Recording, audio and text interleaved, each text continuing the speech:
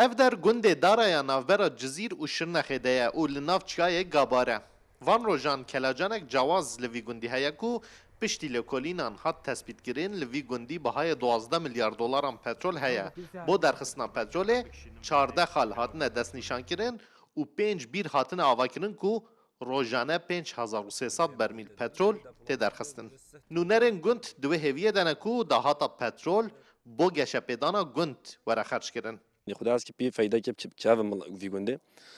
وی دژی دخوازی ما دوی گنج ما رو ربار ما و اویدی ما گنج ما ولی و کفن عیش گنج ما کفن عیش داشت ویده نشن مانیسای نشن انطالیا ودا نشخلن ویده کفن مملکت خواستر آخا خواب شخلن وی دژی ری ما تعزیه وی ما و مزیت ما مکتبا ما پی یعنی افتش داد که زنگینی که ترکیه پی قازانش که فایده که بده گنده ماجی یعنی پی پره شماراجی ایش نابکن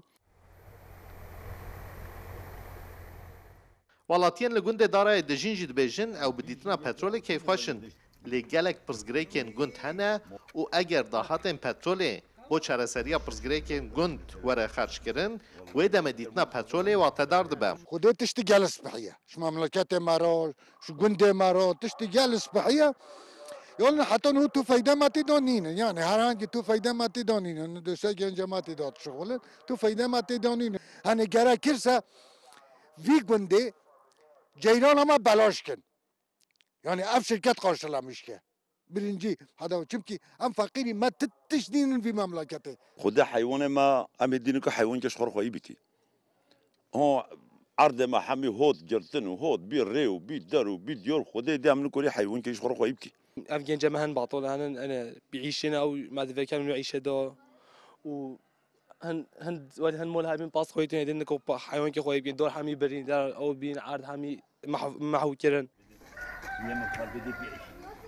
لگنده دارای روزانه نوبرا سه و چلی ده تانکر بو پارزونگه ها اله پترول دبه و تی پیش بینی کرن کو ده سال 2023 انده جگنده دارای روزانه 20,000 برمیل پترول وره درخستن و لگور لیکولین اند نوا پترول 2022 لتواهی جهان هاتین دیتن ده پترول دارای درز هفتمین ده کو 105 میلیون برمیله